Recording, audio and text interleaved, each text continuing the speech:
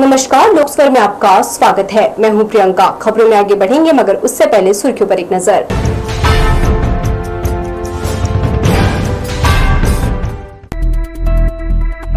बिजली दरों से राजनीति गरमाई, नेता प्रतिपक्ष ने कहा अपने जैसे गरीबों का मुख्यमंत्री दुख दूर करें। बड़ी संख्या में परीक्षा देने पहुंचे अभ्यर्थियों में आरक्षक बनने चुनौती, गणित जीके से किया दो हाथ। और राठौर समाज के होनहारों का केंद्रीय राज्य मंत्री ने किया सम्मान, युवा भी हुए प्रोत्साहित। तो ये थे सुर्खियां, अब खबरें विस्तार से। छत्तीसगढ़ में बिजली दरों में लगातार हो रही बढ़ोतरी को लेकर राजनीति गर्मा गई है। विधानसभा में नेता प्रतिपक्ष डॉक्टर चरणदास महंत ने सरकार को आड़े हाथों लिया है। महंत ने कहा कि लगातार बढ़ते बिजली बिलों से आम जनता परेशान है। प्रदेश में कोयला, पानी और पावर प्लांट होने के बावजूद बिजली महंगी की जा रही है, जो जनता के साथ अन्याय है। उन्होंने कहा मुख्यमंत्री जी को इस पर ध्यान देना चाहिए। वे खुद गरीब परिवार से आते हैं और जानते हैं कि बढ़े हुए बिलों से लोगों की तकलीफ कितनी बढ़ती है। अगर अधिकारी सही जानकारी नहीं दे रहे तो मुख्यमंत्री को स्वयं संज्ञान लेना चाहिए। यानी बिजली दरों में बढ़ोतरी को लेकर विपक्ष अब सरकार को घेरने में जुट गया है और आने वाले दिनों में यह मुद्दा और गरमाने की संभावना है। पौने 2 साल ही हुए सरकार को, तीसरी बार आपने बिजली बिल बढ़ा दी। 20 पैसे के नाम से आपने जो बढ़ाया, कहा कि ये ज़्यादा नहीं है। अब उसके दुष्परिणाम सामने आ रहे हैं। जब आपने बिजली बिल हाफ योजना को ही बंद कर दिया, करना क्या चाहते हैं? बिजली हमारा, हम बनाते हैं, दूसरे प्रदेश को बेचते हैं। कोयला हमारे घर का, हमारे खेत को, खलिहान को सब खोदे जा रहे हैं। पानी हमारी है, तो फिर किस बात की चिंता है? आप खुद समझिए। आप स्वयं एक गरीब परिवार से आते हैं, आप आदिवासी परिवार से आते हैं, आप गांव से आते हैं। जरा बैठ के पूछिए तो सही कि कितने लोग इससे प्रभावित हुए हैं, कितना आक्रोश बढ़ रहा है। मैं आपसे अनुरोध करता हूं कि ये बिजली बिल की बढ़ोतरी को वापस लीजिए और यहाँ जो छत्तीसगढ़ में आक्रोश बन रहा है, किसानों में, घरेलू लोगों में, व्यापारियों में, उसको समाप्त करिए। थोड़ा शांत रहने दीजिए, ये शांत प्रदेश है। केंद्रीय राज्य मंत्री एवं बिलासपुर सांसद तोखन साहू ने रविवार को अपने बिलासपुर कार्यालय में जनदर्शन का आयोजन किया। इस दौरान बड़ी संख्या में लोग अपनी समस्याएं लेकर पहुंचे। सांसद ने एक एक कर सभी फरियादियों की बात सुनी और समाधान का आश्वासन दिया।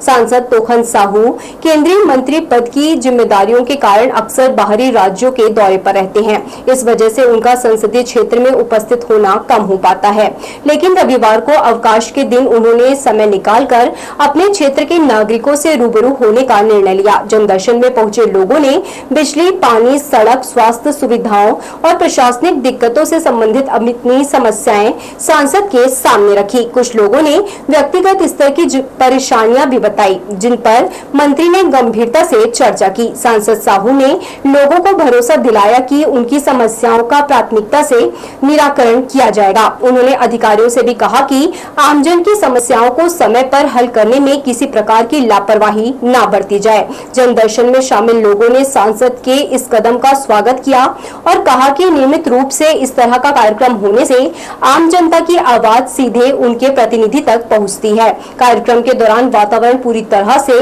संवाद और समाधान पर केंद्रित रहा।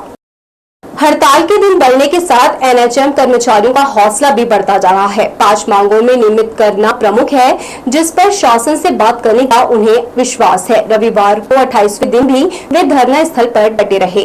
गोद में दूधमुहा बच्चा, अस्पताल में भर्ती घर के सदस्य की फिक्र छोड़ एनएचएम संघ के सदस्य कर्म को प्राथमिकता दे रहे हैं। वे अपने मांगों को पूरा कराने पिछले 28 दिनों से हड़ताल पर हैं। इस दौरान आंदोलन खत्म करने का दबाव और घर खर्च की तंगी ने इन्हें टूटने नहीं दिया। दिन बढ़ने के साथ एनएचएम कर्मियों का हौसला मजबूत बन रहा। वे विश्वास से भरे जीत के प्रति आश्वस्त दिखे। उनका आरोप है कि भाजपा ने अपने चुनाव घोषणा पत्र में उन्हें नियमित करने कहा था, फिर किस बात की देरी की जा रही है। सर, संघर्ष तो हम जब से एनएचएम प्रोग्राम शुरू हुआ 2005 से तब से कर रहे हैं, लेकिन हम 2018 से इसको हम अपने अधिकार के लिए जब हम जागरूक हुए कि हम हाँ स्वास्थ्य विभाग में काम करते हैं, 24/7 में काम करते हैं, जब हमारी ज्वाइनिंग होती है तो उस समय कार्य अधिक होता है। उस समय छोटे छोटे अस्पताल से 10-15 मरीज आते थे। जब अस्पताल का विस्तार किया जा रहा है, ग्रामीण सुदूर क्षेत्रों में बड़े बड़े अस्पताल बनाए जा रहे हैं, तो हमारी जो कार्य दायित्व है, हमारे कार्य क्षमता से भी अधिक लिया जा रहा है। तब हमने ये संघर्ष को सामने लाया और अपने अधिकार के लिए सब हम एकत्र हुए। और ये कोई हार जीत का मसला नहीं है। ये भाजपा की सरकार ने स्वयं हमसे वादा किया, अपने घोषणा पत्र में रखा है। हम उनसे ही इसलिए बार बार निवेदन करके हाथ जोड़कर विनम्र निवेदन कर रहे हैं कि हमारी जो 5 मांगे आप लोगों ने मान ली है। हमारा जो एक सबसे बड़ा मौलिक अधिकार है, समान काम समान वेतन, ग्रेड पे का निर्धारण कर लीजिए। हमारा कोई हट नहीं है। एनएचएम संघ ने बताया कि एमडी कार्यालय में बैठे उच्चाधिकारी शासन को गुमराह कर रहे। 3 साल हुए एनएचएम कर्मचारियों को इंक्रीमेंट नहीं दिया, जबकि मूल वेतन का 27% देने कहा था। इसी तरह उनके पे ग्रेड निर्धारण का फाइल 2 साल हुए एनएचएम के एमडी कार्यालय से शासन को नहीं भेजा है। इन बातों को बताने पर भी सरकार ने निलंबन वाला दमनकारी कदम उठाया, जिससे कर्मचारियों में गुस्सा है और वे घोषित मांग पूरा कराने 15 साल बाद फिर अड़ गए हैं। कैमरामैन सतीश साहू के साथ दिलीप जगवानी, लोक स्वर, बिलासपुर। लिखित परीक्षा देकर अभ्यर्थियों ने आरक्षक भर्ती का दूसरा चरण पूरा किया। प्रदेश के पुलिस विभाग में करीब 6000 पदों को भरा जाना है। बिलासपुर जिले के 31 केंद्रों में व्यापम ने परीक्षा का आयोजन रविवार को किया। मैथ्स और जीके के सवालों को हल करने वाले उम्मीदवार उत्साहित दिखे। हालांकि पदों के मुकाबले इनकी संख्या कई गुना ज्यादा है। गणित के तार्किक सवालों और जनरल नॉलेज परखने से मध्यम स्तर वाली परीक्षा बहुत से अभ्यर्थियों के लिए कठिन साबित हुई। कुछ महीने पहले शारीरिक दक्षता परीक्षा हुई, जिसमें सफल हुए 15 गुना उम्मीदवारों को लिखित परीक्षा में शामिल किया। आगे चलकर शारीरिक दक्षता और लिखित परीक्षा में मिले अंकों के आधार पर उम्मीदवारों को अंतिम चयन के लिए शॉर्टलिस्ट किया जाएगा। तब जाकर खुशकिस्मत पुलिस विभाग में बतौर आरक्षक भर्ती होंगे। व्यापम द्वारा रविवार को ली गई परीक्षा में महिला और पुरुष अभ्यर्थी, आरक्षक होमगार्ड और आरक्षक ट्रेडमैन भी शामिल हुए। जिले के सभी परीक्षा केंद्रों पर उपस्थिति लगभग 100% रही। मॉडरेट लेवल का था, उतना हार्ड नहीं था। है सर, कंपटीशन है। 15 गुना हर जिले में बुलाए गए हैं, कंपटीशन है। क्या क्या पूछा गया सर? 50 रीजनिंग गणित था और 50 जीएस था, जिसमें छत्तीसगढ़ 30 नंबर का था और इंडियन जीएस से 20 नंबर था। क्या नाम है आपका? फील्ड को चुनने के लिए मेरा बचपन से ही ख्वाहिश था और अभी मेरा नगर सीना में हुआ है। और इस पुलिस में मेरे जाने के लिए बहुत ही बचपन से और क्या बोलते कंपटीशन एग्जाम को देखते हुए यहाँ पर मैंने बहुत ही अच्छी सी मेहनत की है। मेरे को अच्छा लगता है ये वाला फील्ड। उतना तो नहीं सुना हूँ, लेकिन अच्छा लगता है मेरे को ये वाला फील्ड। फिजिकल निकालने के बाद पूर्ण तैयारी थी हम लोगों की, बटा गणित रीजनिंग सब ठीक था और जो इंडिया का जीके था ना वो थोड़ा टफ। छत्तीसगढ़ का ठीक था, 2-4 क्वेश्चन इधर उधर था, बाकी सब ठीक। क्या तैयारी का क्या फोकस, किधर फोकस था? सिलेबस को देखने के बाद समझ में आ जा रहा था कि किधर ज़्यादा फोकस करना चाहिए था। अब जैसे कि मैथ्स रीजनिंग पूरा 50 नंबर का था, तो मेरा फोकस ज़्यादा उधर ही था, क्योंकि उसको अगर हम लोग प्रैक्टिस कर लिए हैं तो उससे बस नंबर चेंज होगा, बाकी बनेगा उसी पैटर्न में। तो इसलिए मैथ्स रीजनिंग में मेरा फोकस ज़्यादा था। 10वीं और 12वीं पास युवाओं को आरक्षक बनने अवसर दिया। पुलिस विभाग ने आवेदन से परीक्षा लेने तक 1 साल लगा दिया। ग्रामीण और आदिवासी युवाओं की इसमें संख्या अधिक रही। बचपन से पुलिस बनने का सपना तो बहुत से सरकारी नौकरी पाने, आरक्षक बनने तक तैयार हैं। काफी अरसे बाद उपस्थिति का आंकड़ा 90% के पार पहुंचा। 11,751 अभ्यर्थियों में केवल 72 गैर हाजिर मिले। कैमरामैन सतीश साहू के साथ दिलीप जगवानी, लोक स्वर, बिलासपुर। पुलिस गार्डन पर लोग विविध ढंग से वर्जिश और खेलते हुए दिखाई दे रहे हैं। एक ही बड़े मैदान में फुटबॉल, क्रिकेट, हैंडबॉल पर बच्चे अपना हाथ आजमा रहे हैं। युवा दौड़ते भागते हुए दिखाई दे रहे हैं। लड़कियां प्रतियोगी परीक्षाएं फतह करने के लिए कड़ा अभ्यास कर रही हैं। पुलिस मैदान में लोग दौड़ते भागते हुए नजर आ रहे हैं। इन सब के बीच बच्चे फुटबॉल खेल रहे हैं। यह परस्पर समन्वय का खेल है। गोल तक वही बॉल ले जा पाता है जो बेहतर सामंजस्य बना पाता है। लोगों के जीवन में सामंजस्य और समरसता का खेल कब का खत्म हो गया है। यहीं पर एक और नन्हे बच्चे क्रिकेट में अपनी प्रतिभा दिखा रहे हैं। बगल में 2 प्रतिभागी बैडमिंटन खेल रहे हैं। मैदान की दूसरी ओर तिफरा स्कूल के छात्र और छात्राएं हैंडबॉल को साधने का अभ्यास कर रही है। वहीं कुछ युवा खुद को प्रतियोगी परीक्षाओं में शारीरिक मापदंड पर खरा उतरने का अभ्यास करने कड़ी मेहनत कर रही हैं। यहाँ का पूरा वातावरण स्फूर्ति और ताजगी से परिपूर्ण नजर आ रहा है। लोकस्वर के लिए कैमरामैन जयेंद्र गोले के साथ किशोर श्रीवास्तव की रिपोर्ट। बिलासपुर में 25वीं राज्य स्तरीय जूडो चैंपियनशिप का आगाज हो चुका है। इस प्रतियोगिता में सब जूनियर और कैडेट वर्ग के बच्चों ने दमखम दिखाया। छत्तीसगढ़ प्रदेश जूडो संघ के तत्वाधान में आयोजित यह चैंपियनशिप बिलासपुर जिला जूडो संघ की मेजबानी में हो रही है। प्रतियोगिता में प्रदेश के 23 जिलों से सैकड़ों बच्चे हिस्सा ले रहे हैं। छोटे छोटे खिलाड़ी अपने हुनर और संघर्ष से सभी को प्रभावित कर रहे हैं। जूडो संघ के पदाधिकारियों का कहना है कि इस तरह की प्रतियोगिताएं बच्चों को न सिर्फ खेलों में आगे बढ़ने का अवसर देती है, बल्कि उन्हें राष्ट्रीय और अंतर्राष्ट्रीय स्तर पर चमकने का भी मार्ग प्रशस्त करती है। बिलासपुर में जारी यह जूडो चैंपियनशिप प्रदेश के खेल भविष्य को संवारने की दिशा में अहम साबित हो रही है। 25वीं राज्य स्तरीय जूडो चैंपियनशिप हो रहा है सब जूनियर और कैडेट के बच्चे लोगों का। इसमें 23 जिले के बच्चे पार्टिसिपेट कर रहे हैं। छत्तीसगढ़ प्रदेश जूडो संघ के तत्वाधान में कराया जा रहा है। इसके मेजबानी जो है बिलासपुर जिला जूडो संघ के मेजबान में हो रहा है। सर जो ये बच्चे जितने भी बच्चे जो फर्स्ट पोजीशन आएंगे, जो गोल्ड मेडल जीतेंगे, वो बच्चे लोग राष्ट्रीय जूडो चैंपियनशिप में प्रतिनिधित्व करेंगे। बिलासपुर में क्षत्रिय राठौर समाज द्वारा राज्य स्तरीय प्रतिभा सम्मान समारोह का आयोजन किया गया। इस कार्यक्रम का उद्देश्य समाज के शैक्षणिक उत्थान और युवाओं को प्रोत्साहित करना रहा। समारोह में प्रदेश भर से आए मेधावी छात्र छात्राओं को सम्मानित किया गया। राठौर समाज का भव्य समारोह लखीराम अग्रवाल ऑडिटोरियम में रविवार को हुआ। इस अवसर पर वर्ष 2025 की 10वीं और 12वीं बोर्ड परीक्षाओं में 80% से अधिक अंक हासिल करने वाले करीब 140 मेधावी छात्र छात्राओं को सम्मानित किया गया। कार्यक्रम की शुरुआत भगवान श्री राम और वीर शहीद दुर्गादास राठौर व अमर राठौर के छायाचित्र पर माल्यार्पण और दीप प्रज्वलन से की गई। समारोह में बतौर मुख्य अतिथि केंद्रीय राज्य मंत्री तोखन साहू शामिल हुए। अध्यक्षता डॉक्टर काशी प्रसाद राठौर संरक्षक और समाजसेवी ने की। वहीं विशिष्ट अतिथि के रूप में अमर अग्रवाल विधायक और पूर्व कैबिनेट मंत्री और महापौर पूजा विधानी मौजूद। मेधावी बच्चों को मंच पर अतिथियों ने पुष्पगुच्छ और स्मृति चिन्ह देकर सम्मानित किया। इस दौरान बच्चों और उनके परिजनों के चेहरे पर गर्व और खुशी साफ झलक रही थी। कार्यक्रम के दौरान केंद्रीय राज्य मंत्री तोखन साहू ने समाज को 15 लाख रुपए देने की घोषणा की। पूर्व मंत्री अमर अग्रवाल ने कहा कि क्षत्रिय राठौर समाज ने शिक्षा के क्षेत्र में यह सराहनीय पहल की है। उन्होंने कहा कि आज जिन बच्चों को सम्मानित किया गया है, आने वाले समय में वे समाज और प्रदेश का नाम रोशन करेंगे। क्षत्रिय राठौर समाज के द्वारा प्रतिभा सम्मान समारोह किया जा रहा है। जो बच्चे 80% से ऊपर लाए हैं उनका सम्मान किया जा रहा है और पूरे प्रदेश भर के बच्चे आए हैं। मैं बहुत बहुत बधाई देता हूं जिन बच्चों के द्वारा। मैंने देखा कि कोई बच्चे 95%, किसी कोई 96%, कोई 92% लेकर के 10वीं 12वीं में पास हुए हैं। इतने प्रतिभाशाली बच्चे हमारे क्षत्रिय राठौर समाज के हैं। मैं उन सबको बधाई देता हूं और समाज के पूरे प्रदेश भर के लोग यहाँ पर उपस्थित हैं बिलासपुर की इस पावन धरा पर। मैं अपनी ओर से बहुत बहुत हार्दिक बधाई देता हूँ, शुभकामनाएं देता हूँ। समाज के मांग पर मैं 15 लाख रुपए सांसद निधि से सामुदायिक भवन के लिए मैं देने की घोषणा किया है।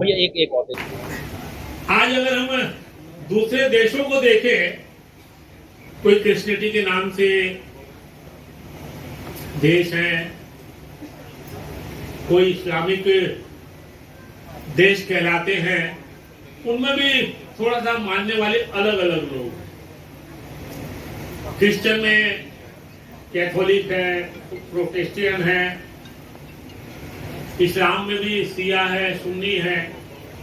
आपको झगड़े देखने के लिए आए दिन हमको सुनने के लिए मिलता है। लेकिन भारतवर्ष में कभी सामाजिक संघर्ष की स्थिति जो सदियों से हमारी परंपराएं हैं वो नहीं हुई।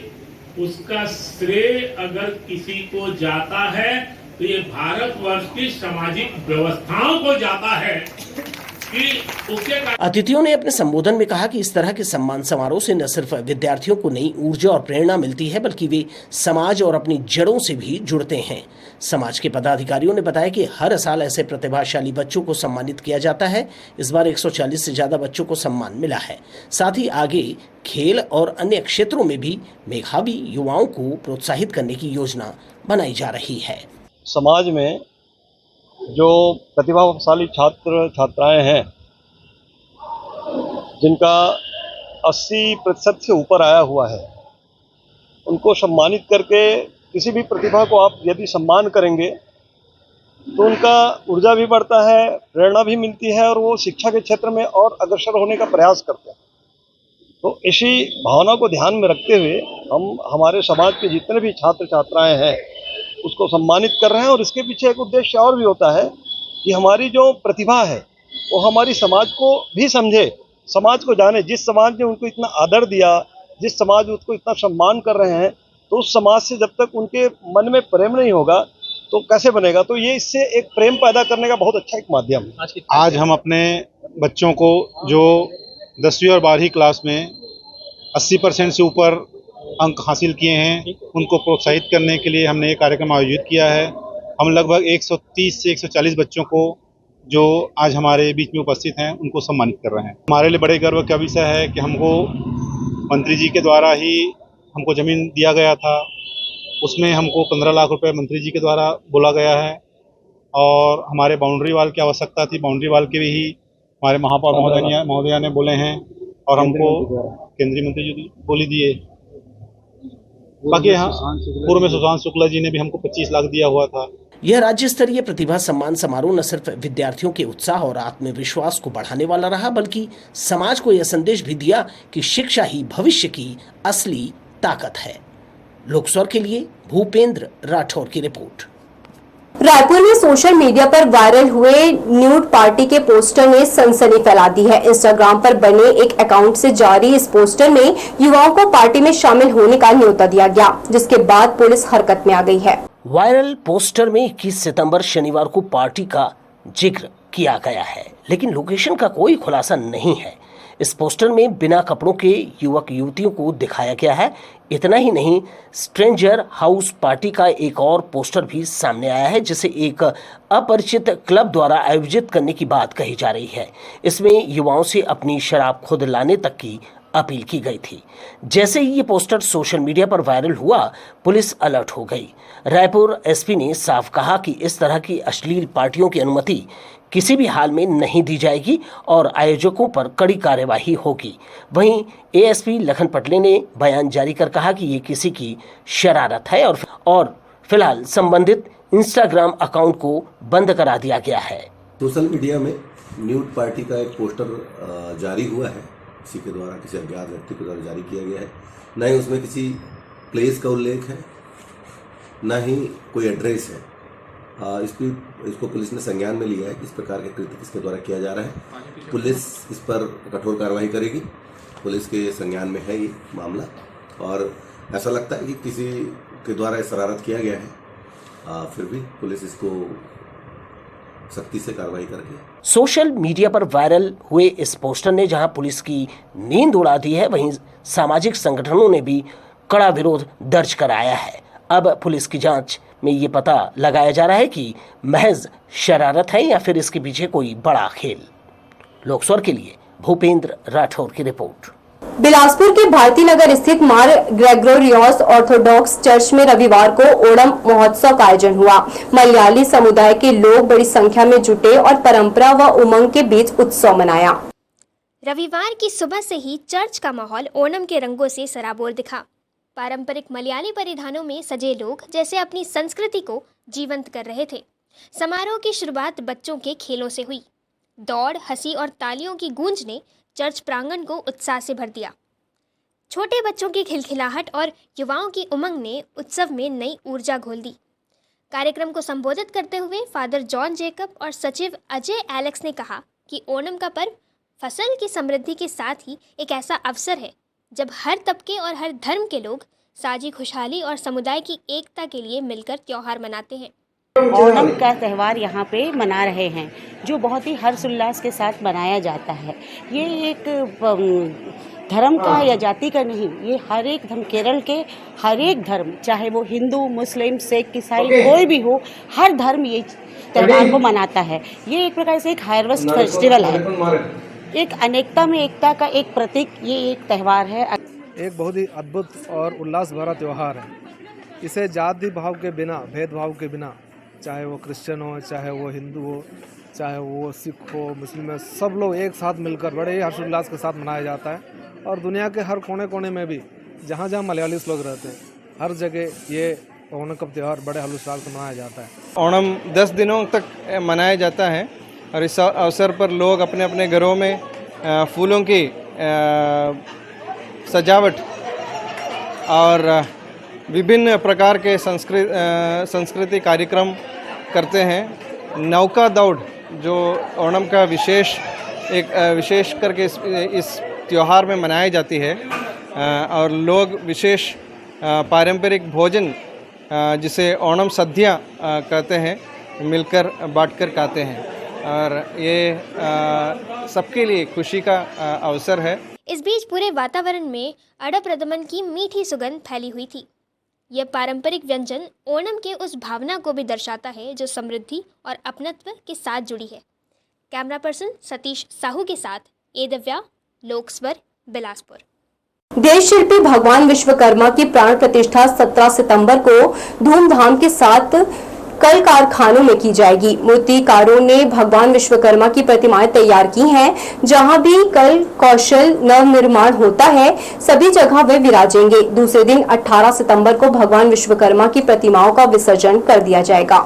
देव शिल्पी भगवान विश्वकर्मा की जयंती 17 अक्टूबर को है। कल कारखानों में उनकी प्रतिमा की प्राण प्रतिष्ठा की जाएगी। इस दिन मेहनतकश वर्ग, खासकर कारीगर जो कला कौशल से समृद्ध हैं, वे वास्तुशास्त्र और बेजोड़ इंजीनियरिंग के जनक माने जाते हैं। इस दिन कल कारखाने, उद्योग, शिप, बंदरगाह, उन जगहों पर आधुनिक मशीनों का उपयोग किया जाता है। मेरी मूर्ति 300 नंग मैं हर साल लाता हूँ, 300-350 नंग मूर्ति लाता हूँ, छोटी बड़ी सब मिला के। जैसे सोने चांदी वाले व्यापारी हुए हैं, लोहार हुए हैं, गाड़ी वाले हुए हैं, ऐसे करके अनेक लोग जितनी फैक्ट्री के आते हैं सब मूर्तियां लेके जाते हैं। भगवान विश्वकर्मा कला कौशल के जनक माने जाते हैं। इस दिन कामगार अपने औजारों, डॉक्टर द्वारा ऑपरेशन में प्रयुक्त करने वाले उपकरणों की पूजा अर्चना की जाती है। जहां भी नव निर्माण होता है वहां धूमधाम के साथ भगवान की प्राण प्रतिष्ठा की जाएगी। दूसरे दिन नदी सरोवरों में प्रतिमाओं का गाजे बाजे के साथ विसर्जन कर दिया जाएगा। बाजार में विश्वकर्मा भगवान की विभिन्न आकारों में प्रतिमाएं मौजूद हैं, जो 500 रुपए से लेकर 5000 रुपए मूल्य की हैं। भगवान हाथी पर सवार दिखाई दे रहे हैं। लोकस्वर के लिए कैमरामैन जयेंद्र गोले के साथ किशोर श्रीवास्तव की रिपोर्ट। बिलासपुर में एक बार फिर धर्मांतरण का मामला सामने आया है। सीपत क्षेत्र में प्रार्थना सभा के नाम पर धर्मांतरण किए जाने की आशंका जताई गई, जिस पर हिंदू संगठनों ने विरोध जताते हुए पुलिस को सूचना दी। जानकारी के मुताबिक सीपत क्षेत्र के एक भवन में बड़ी संख्या में लोग प्रार्थना सभा के लिए जुटे थे।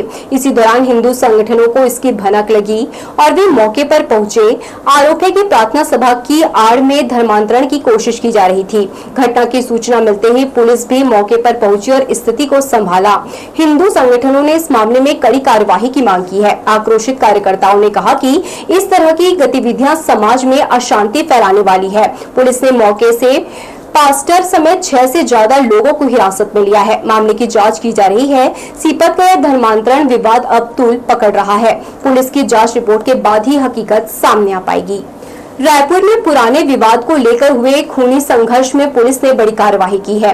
डीडी नगर थाना क्षेत्र में दो पक्षों के बीच आपसी रंजिश में हुए जानलेवा हमले के मामले में पुलिस ने कुल 5 आरोपियों को गिरफ्तार किया है। घटना 11 सितंबर शाम की है, जब प्रार्थी वैभव रंगी अपने साथियों के साथ कार से सुंदर नगर गोल चौक की ओर जा रहा था। इसी दौरान रोहिणीपुरम तालाब के पास दोनों पक्ष आमने सामने आ गए और पुराने विवाद को लेकर गाली गलौज करने लगे। मामला बढ़ा तो दोनों ओर से हॉकी स्टिक और नुकीले हथियारों से मारपीट शुरू हो गई। इस झगड़े में दोनों गुटों के कई लोगों को चोटें आई। पुलिस ने मामले में दोनों पक्षों के खिलाफ डीडी नगर थाने में अलग अलग अपराध दर्ज किए। वरिष्ठ अधिकारियों के निर्देश पर एंटी क्राइम और साइबर यूनिट के अलावा डीडी नगर पुलिस की संयुक्त कार्यवाही में 5 आरोपियों को गिरफ्तार कर लिया गया है। गिरफ्तार आरोपियों में दोनों पक्षों के लोग शामिल हैं। पहले पक्ष से शुभम मिश्रा और आयुष अग्रवाल को पकड़ा गया है, वहीं दूसरे पक्ष से ओम दुबे उर्फ प्रथम दुबे, आकाश उर्फ ऋषभ ठाकुर और वैभव सिंह रंगी उर्फ हैप्पी को गिरफ्तार किया गया। गिरफ्तार ओम दुबे थाना डीडी नगर का कुख्यात हिस्ट्री शीटर है, जिसके खिलाफ दर्जन भर से ज्यादा अपराध दर्ज हैं। वहीं अन्य आरोपी भी आपराधिक प्रवृत्ति के बताए जा रहे हैं। पुलिस के अनुसार मामले में शामिल बाकी आरोपी अब भी फरार हैं, जिनकी तलाश की जा रही है। यानी पुराने विवाद की आग ने फिर से खूनी संघर्ष का रूप ले लिया, लेकिन पुलिस ने त्वरित कार्यवाही कर आरोपियों को सलाखों के पीछे पहुंचा दिया है। लोकस्वर के लिए भूपेंद्र राठौर की रिपोर्ट। सुबह की हवा हर रोग की दवा, इस अनुभव के आधार पर कहा गया है। विडंबना है कि शहर के ज्यादातर युवा सुबह नहीं देख पाते, जिसका उनके स्वास्थ्य पर विपरीत असर हो रहा है। सुबह की हवा बाहरी और आंतरिक ऊर्जा की सौगात देता है, जिसे हम लेने के लिए तैयार नहीं हैं। हम उन युवाओं के लिए अलसुबह की तस्वीरें साझा कर रहे हैं जो दिन में देर तक नींद में गाफिल रहते हैं। अब तो डॉक्टर भी कह चुके हैं, सुबह की हवा हर रोग की दवा। आपको ये बता दें कि ब्रह्म मुहूर्त में उठने से इसका मस्तिष्क और स्वास्थ्य पर अच्छा प्रभाव पड़ता है। सुबह 5:30 बजे रिवर व्यू मार्ग पर इक्का दुक्का लोग ही तफरीह करते हुए नजर आ रहे हैं। इस समय उगते सूर्य से इंफ्रारेड किरणें निकलती हैं, जो स्वास्थ्य पर सकारात्मक ऊर्जा का संचार करती है। कुछ देर बाद सूर्य की किरणें हानिकारक अल्ट्रावायलेट किरणें छोड़ने लगती है। इस समय हवा में शुद्ध ऑक्सीजन का स्तर ऊंचाई के सर्वोत्तम स्तर पर रहता है। दिन निकलने के साथ कार्बन डाइऑक्साइड की मात्रा हवा को जहरीला बनाने लगती है, इसलिए स्वास्थ्य के लिए तड़के सुबह की सैर सेहतमंद होती है। लोकस्वर के लिए कैमरामैन जयेंद्र गोले के साथ किशोर श्रीवास्तव की रिपोर्ट। कंपनी गार्डन सुबह सेहतमंद लोगों के बड़े तादाद में आने से अब छोटा पड़ने लगा है। यहाँ भीतर जाते ही उम्रदराज लोग हाथ से योग करते हुए नजर आते हैं। पैदल चलना और जिम गार्डन में चहलकदमी लोगों की दिनचर्या का हिस्सा बन गया है। झूला गार्डन में बच्चों की किलकारियां गूंज रही है। विवेकानंद उद्यान में सुबह सर्वाधिक लोगों की भीड़ रहती है, जिसके कारण अब ये उद्यान छोटा पड़ने लगा है। उम्रदराज लोगों ने स्वस्थ रहने के लिए हाथ से योग को अपना लिया है। वे हा हा हो करते हुए अभ्यास कर रहे हैं। इनमें ज्यादातर गृहिणियां और सेवानिवृत्त वरिष्ठ नागरिक सदस्य हैं। कुछ लोगों की दिलचस्पी चहलकदमी की ओर है। यहीं पर जिम गार्डन में छोटे बच्चे से लेकर बुजुर्ग तक कसरत करते हुए देखे जा सकते हैं। मैदान के एक हिस्से में योग की कक्षाएं चल रही है। झूला गार्डन में बच्चों की किलकारियां गूंज रही है। जो बच्चे अभी ठीक से नहीं चल पा रहे हैं, उन्हें झूले का आनंद लेते हुए देखना रोमांचकारी है। फिसल पट्टी पर बच्चे एक के बाद एक नीचे आ रहे हैं। इनके उत्साह और बालमन को देखकर लगता है एक बार फिर बचपन की ओर लौटा जाए, लेकिन ये संभव नहीं है। लोकस्वर के लिए कैमरामैन जयेंद्र गोले के साथ किशोर श्रीवास्तव की रिपोर्ट।